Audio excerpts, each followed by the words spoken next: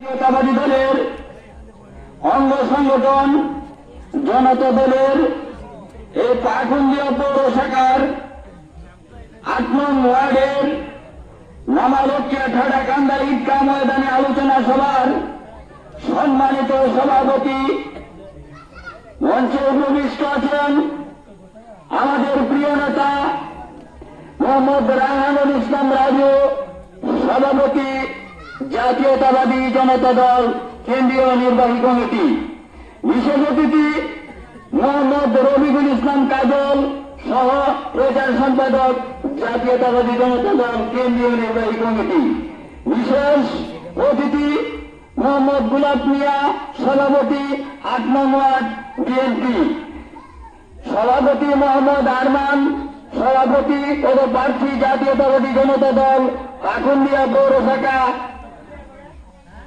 সঞ্চালনায় মোহাম্মদ খোকন মিয়া, সভাপতি পদপ্রার্থী জাতীয়তাবাদী জনতা দল ৮ নং ওয়ার্ড পৌর শাখা। মঞ্চের সামনে উপবিষ্ট আছেন এই পাকুন্দিয়া পৌর শাখার ৮ নং ওয়ার্ডের সম্মানিত শ্রদ্ধাভাজন মুরব্বিয়ান ও আমার সমবয়স্ক ভাই ও বন্ধুরা। আজ এখানে বক্তৃতা দেওয়ার কিছু নেই, কথা বলার কিছু নেই। বিগত দিনের ইতিহাস বড় নির্মম, বড় কঠিন, বড় নিষ্ঠুর।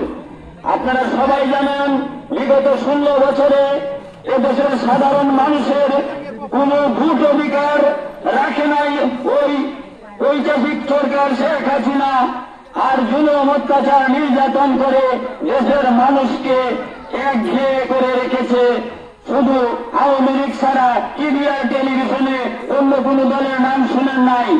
আজকে আওয়ামী লীগের বাইরে পর্যন্ত বুকে হাত দিয়ে বলতে পারবেন নাই কেন্দ্রে গিয়ে সঠিকভাবে তাদের ভোটটা দিতে পেরেছেন। একজনে বয়স, একজনে কংগ্রেস গণতন্ত্রের অধিকার পায় নাই। এদেশের সাধারণ আওয়ামী লীগও গণতন্ত্রের অধিকার পায় নাই। কিসের আওয়ামী লীগ করেন আপনারা? এই 16 বছর কিসের আওয়ামী লীগ করেছেন যে আওয়ামী লীগ আপনার অধিকারকে হরণ করেছে?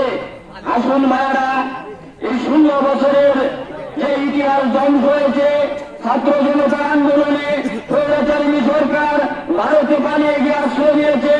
এই দেশে একটা সুষ্ঠু গণতান্ত্রিক নির্বাচন হওয়ার জন্য আগামী দিন বাংলাদেশের জাতীয়তাবাদী দল বিএনপির পক্ষে, বিএনপির অঙ্গ সংগঠনের পক্ষে আমরা কাজ করি এবং দেশে একটা সুষ্ঠু নির্বাচনের ব্যবস্থা যেন বাংলাদেশে হয় আপনাদের নিয়ে যাতে করতে পারি, এদেশের জনগণ যাতে ভোট দিতে পারে, এদেশের জনগণ যেন ভাতের অধিকার, ভোটের অধিকার পায়। ভাইরা আমার, বিগত দিনে তারেক জিয়ার অনেক বক্তব্য আপনারা শুনতেছেন। আমাদের নেতা তারেক জিয়া বিশ্ব নেতৃত্ব দিচ্ছে। আমার যে নেতা আওয়ামী লীগের মধ্যে নাই, জয়ের বক্তব্য আপনারা শুনেছেন, জয়ের বক্তব্য শুনেছেন।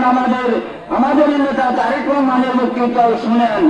ভাইরা আমার, তারেক জিয়া বলেছে আমরা যদি আগামী দিন নির্বাচনে ক্ষমতায় যাই তাহলে দেশের প্রত্যেক অবহেলিত মানুষের ঘরে ঘরে রেশন কার্ড পৌঁছে দিব। বছরের 1/3 অংশরা সরকারি খানা খেতে পারে সস্তা দামে, তাদের যাতে অর্থনৈতিক সুবিধা হয়।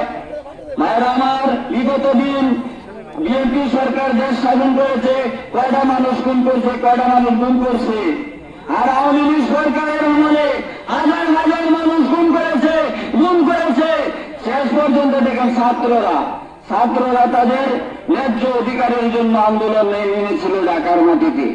বলেছিল কুটাটা আপনারা বাদ দেন, কুটা শুধু মুক্তিযোদ্ধারাই পাবে, আমরা পাবো না, আমরা মেধা তালিকায় থেকে চাকরি পাবো না। এটার জন্য সরকারের কাছে দাবি করছিল, 18 সালে দাবি করছিল, 1918 সালে বলছিল যে আমরা মানিয়ে নিচ্ছি, আপনাদের কোটা মেধা তালিকায় দেওয়া হবে, কিন্তু দেয় নাই। সেই কোটা ভিত্তিক আন্দোলন আবার যখন শেখ হাসিনা বলল যে না মুক্তিযোদ্ধারা 60% কোটা থাকবো, তখন ছাত্ররা আবার আন্দোলনে ঝাঁপিয়ে পড়ল। ভাইয়ের আমার, কোটা আন্দোলনের জন্য যখন ছাত্ররা ঢাকার মাটিতে আন্দোলন করতেছিল তখন শত শত ছাত্রকে এরা গুলি করে হত্যা করেছে। এরা তো গণতন্ত্রের লড়াই করছিল না, এরা করছিল কোটা ভিত্তিক আন্দোলন চাকরির জন্য, যাতে মেধা তালিকার ছেলেরা চাকরি পায়। কিন্তু ভাইয়ের আমার, এই আন্দোলন ক্রমান্বয়ে যখন ছাত্ররা পিছনে হচ্ছিল, তখন ছাত্ররা বুঝতেছে যে আমরা একবারে এই স্বৈরাচারী সরকারকে হটাতে পারবো না।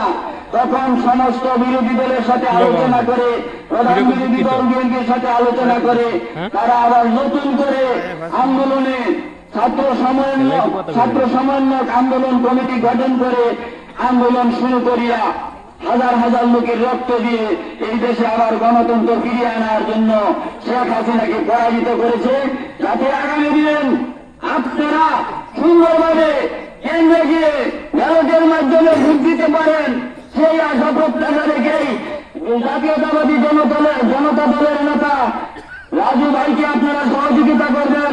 সেখানে কাকুন্দা থানা একটা সুষ্ঠ সংগঠন গড়ে তুলতে পারে, এটা হলো জাতীয়তাবাদী দলের অঙ্গ সংগঠন, এতে কোনো সন্দেহ নাই। এই বলে আমি আমার বক্তব্য শেষ করলাম। খোদা হাফেজ। বাংলাদেশ জিন্দাবাদ, তারেক জিয়া জিন্দাবাদ, শহীদ জিয়া অমর হোক, খালেদা জিয়া জিন্দাবাদ।